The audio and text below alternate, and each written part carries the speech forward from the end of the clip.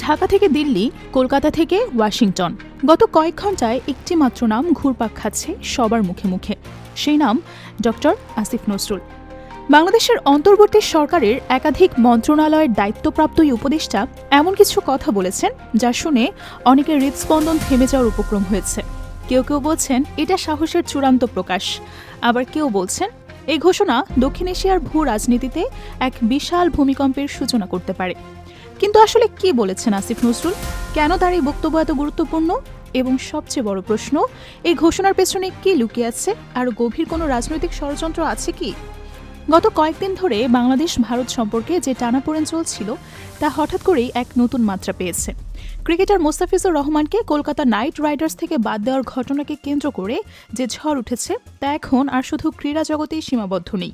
এই ঝড় এখন রাজনীতির অঙ্গনে প্রবেশ করেছে এবং তা এতটাই তীব্র যে দুদেশের কূটনৈতিক সম্পর্কের ভিত্তিমূলে কাঁপন ধরিয়ে দিয়েছে।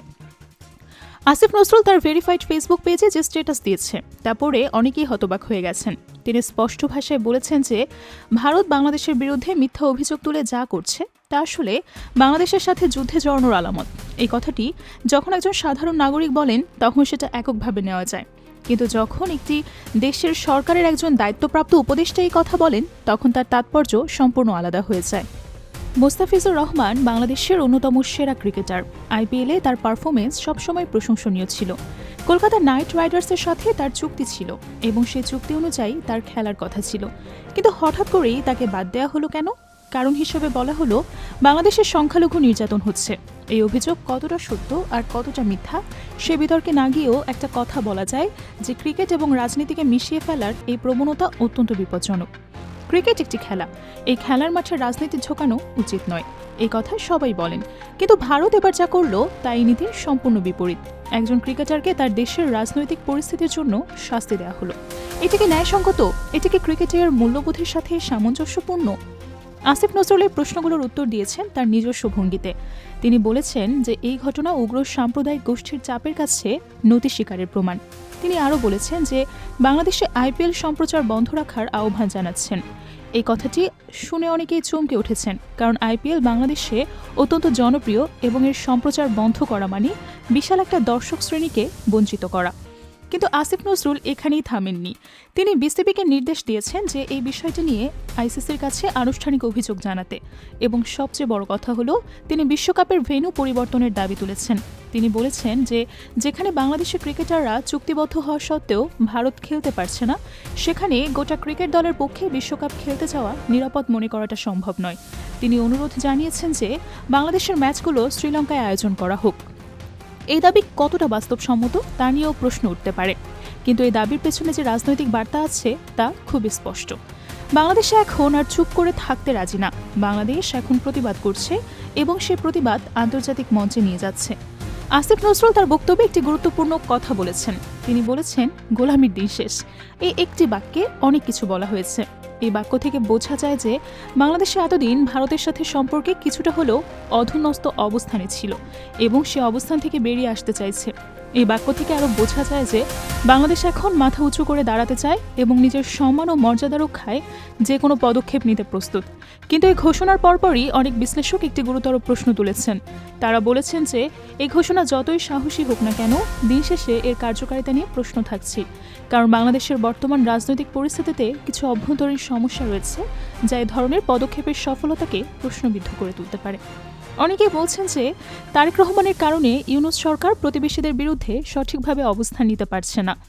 এই অভিযোগ কতটা সত্য তা যাচাই করা কঠিন, কিন্তু এই কথা ঠিক যে ভারতের পক্ষ থেকে বারবার বলা হচ্ছে যে নির্বাচিত সরকার আসলেই সব স্বাভাবিক হবে এবং তার আগে সম্পর্ক স্বাভাবিক হবে না।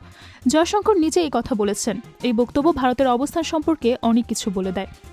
ভারতের এই অবস্থান অনেকটা যুক্তরাষ্ট্রের মতো বলে মনে হচ্ছে। যুক্তরাষ্ট্র যেভাবে কোনো আন্তর্জাতিক আইন মানে না, মানবাধিকার মানে না, জাতিসংঘ মানে না, ভারতও সেই পথেই হাঁটছে বলে অনেকেই মনে করছেন। এবং এই পরিস্থিতিতে বাংলাদেশের পক্ষে কি করা সম্ভব সেটাই এখন বড় প্রশ্ন। আসিফ নজরুল তার বক্তব্যে একটি তুলনা করেছেন যা অনেকের কাছে ভয়ঙ্কর মনে হয়েছে। তিনি বলেছেন যে ভারত বাংলাদেশের বিরুদ্ধে যে মিথ্যা অভিযোগ তুলেছে তা ঠিক সেই রকম যেভাবে যুক্তরাষ্ট্র ইরাক আক্রমণের আগে বলেছিল যে সাদ্দামের কাছে গণবিধ্বংসী অস্ত্র রয়েছে। যেভাবে আফগানিস্তান আক্রমণের আগে বলা হয়েছিল যে সেখানে লাদেন আছে এবং যেখানে এখন ট্রাম্প বলছেন যে ভেনেজুয়েলা যুক্তরাষ্ট্রে মাদক পাঠায়। এই তুলনা অনেকের কাছে অতিরঞ্জিত মনে হতে পারে, কিন্তু আসিফ নজরুল যে বার্তা দিতে চেয়েছেন সেটা স্পষ্ট। তিনি বলতে চেয়েছেন যে বড় শক্তিগুলো যখন ছোট দেশের উপর হামলা করতে চায় তখন তারা এই ধরনের মিথ্যা অভিযোগের আশ্রয় নেয় এবং ভারতও এখন সেই পথেই হাঁটছে। ভেনেজুয়েলার প্রসঙ্গ এখানে বিশেষভাবে উল্লেখযোগ্য। সম্প্রতি ভেনেজুয়েল প্রেসিডেন্ট মাদুরোকে তার বেডরুম থেকে ঘুমন্ত অবস্থায় টেনে বের করে ধরে আনা হয়েছে। এই ঘটনা পৃথিবীতে আগে কখনো ঘটেনি। সার্বভৌম রাষ্ট্রের ধারণা যা আন্তর্জাতিক রাজনীতির ভিত্তি হিসেবে বিবেচিত হতো তা এই ঘটনার মধ্য দিয়ে সম্পূর্ণ ভেঙে পড়েছে। সাদ্দাম হোসেনের ক্ষেত্রে বা আফগানিস্তানের ক্ষেত্রে যা ঘটেছে তা অনেকদিন যুদ্ধের পর ঘটেছে, কিন্তু মাদুরোর ক্ষেত্রে এটা একটা মাত্র অপশনে করা হয়েছে। অবশ্য ভেনেজুয়েলার সার্বভৌমত্ব দুর্বল ছিল এবং সে দুর্বলতার সুযোগ নেওয়া হয়েছে, কিন্তু এই ঘটনা থেকে একটা শিক্ষা নেওয়া যায় যা আন্তর্জাতিক রাজনীতিতে শক্তি এখন সবকিছু নির্ধারণ করছে এবং আইন বা নীতির সত্যি কোনো মূল্য নেই। এই প্রেক্ষাপটে বাংলাদেশের অবস্থান কি হবে সেটা একটা বড় প্রশ্ন। ভারত যদি বাংলাদেশের উপর কোনো ধরনের হস্তক্ষেপ করতে চায় তাহলে তারা কি অজুহাত দেখাবে? সংখ্যালঘু নির্যাতনের অভিযোগ তুলে তারা কি হিউম্যানিটেরিয়ান ইন্টারভেনশনের নামে কোনো পদক্ষেপ নিতে পারে?